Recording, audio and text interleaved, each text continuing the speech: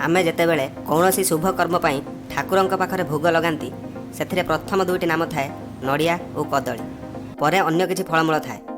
एही नड़िया और कदली को मुख्यतः अधिक व्यवहार करा जाए काहेकि यार कारण हैला नड़िया और कदली को पवित्र फल और अन्य फल गुड़ी को दूषित तथा कलुषित फल बोली मानि निया जाय थाए।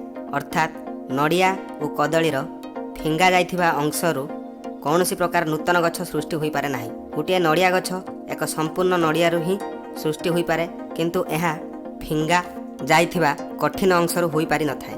सेहीपरि जदि केही कदली को खाई ताहार चोपा को फोपाड़ी दिए सेथिरु नुआ कदली गछ सृष्टि होई पारे नाही। कारण कदली केवल मंजी और छोट चारारू ही होई पारे, कदली चोपारू नुहे। अन्य समस्त फलरू फिंगा जाइथिबा अंश तथा मंजी तथा अन्य अंशरू नूतन गछ सृष्टि हुए।